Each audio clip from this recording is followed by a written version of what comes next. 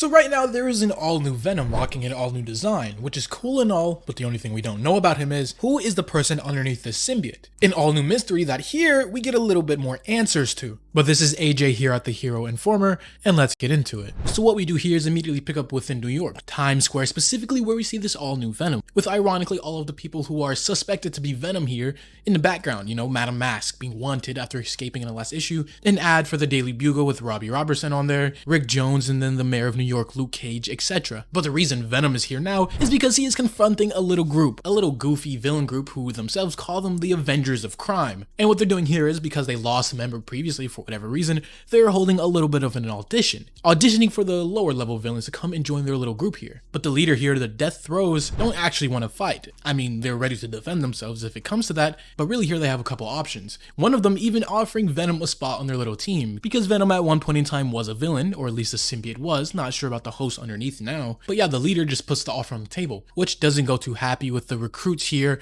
getting angry that their spot could potentially be taken by Venom here. They start to initiate the battle. Again, these are some very low level and pretty weak villains, one looking like the Grinch who just throws Philly cheesesteaks. And even Venom makes note of this, basically going on to say that, wow, these guys suck, taking a bunch of them out just like that. And obviously this little Avengers of Crime group here, seeing that they're outmatched, they go with plan C and go to escape, with one of the little recruits here throwing a barrage of bombs. But 99% of these little bombs that she's throwing are all duds, except one. One is real, and even she doesn't know which one is which. But with her throwing them towards the crowd, Venom has to think fast to save the civilians from getting in harm's way. So yes, while the villains are going to be able to get away, there's going to be no casualties here, with Venom playing it safe. And something has been bothering me for a while, and it finally dawned on me what it was. Something about this new Venom design. Yes, the little gold on black is cool and all, but something just rang out very uncanny to me, very weird. And I just realized it's his teeth. He has very human looking teeth, very different from the jagged, almost animal-like, sharp, scary looking teeth that Venom is usually and iconically drawn with. Instead, he has very small and human flat teeth, which is an interesting design, I guess. But eventually here we do see him catch the bomb and actually just eat it, tanking the explosion with his face. But as soon as that particular issue is done with, we then see another issue arrive with the arrival of Scar. In the SCAR group, the SCAR agency is very interesting because they are essentially agents of the federal government tasked with containing and relocating symbiotes back to their natural habitat off-world, which would make sense because of all the problems that symbiotes have arrived just recently with this Venom war, and a couple years back with Null invading and trying to conquer the universe. But they're here to get a hold on this new Venom and essentially put a stop to him. But it seems like these agents here aren't just working on business and this is just another day for them. It is very personal for some of them. They have personal interest because some of their family died in the recent Venom war in the symbiote attacks, with one of the agents now speaking directly to Venom, asking him a very personal question. Do you honestly think you're the hero here? Even if that thing, the Venom symbiote, doesn't destroy your life right away, do you really think you can replace Eddie Brock? Do you think you're anything more than this space Dracula's next meal? And here Venom actually starts to ponder this, with Venom and whoever the host is underneath talking in tandem, saying, you're right. It's not like it is with Eddie. It can't be. We're not family, we're not even friends. But we are stuck together. And together we're enough to do this, as Venom here starts to get serious and determined to take out these agents. Because once again, Venom's enemies here are outmatched, as Venom is just superior, throwing all of the agents off balance and going to escape because, as Venom says,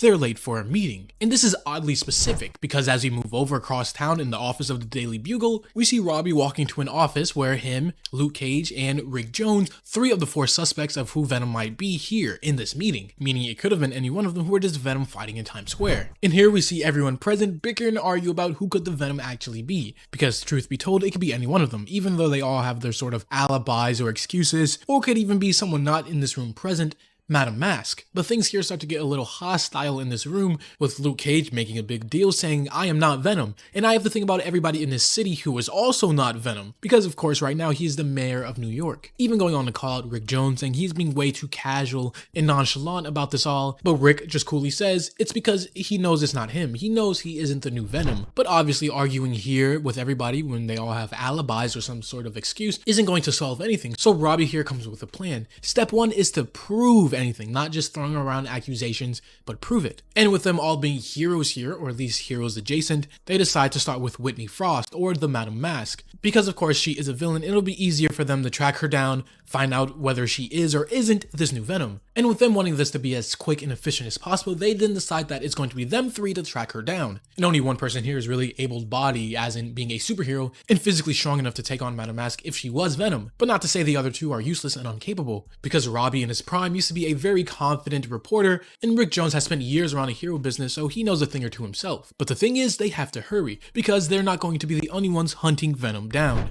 And with their plan set, we move over to a completely new location where we see an interesting interaction going on. As we move over to the home of MJ and Paul during the situation, who at this point has taken in Dylan Brock after his father was seemingly killed and going off with his own adventure with Carnage and whatever. But for now here, we find out that Dylan, the son of Eddie Brock, doesn't really care for Paul here, going on to call him a weirdo and essentially telling him to shut up after Paul tries to tell him no phones at the dinner table. And with that, Mary Jane pulls Paul aside and they go to argue a little bit, which isn't crazy important, but even Dylan here doesn't seem to be very fond of this whole thing going on with MJ and Paul here, with him even just making a side comment saying, yeah, just break up already. But what is more important and for us to focus on is Dylan is also on the hunt to find out what happened to Venom, as of course he was bonded to the Venom symbiote and wants him back. So now he's going to track all the suspected people down one by one, starting with Madame Masque, with Dylan eventually singling out a single location where he suspects she might be hiding, or at least where she could be. But again, he's just a child, even though he's very capable and been through a lot. He's a child being watched under this household, so he needs a plan and a diversion to escape. With him now calling back out to Paul, telling him to come in here, as he goes on to say, oh, it's nothing important, I was just wondering,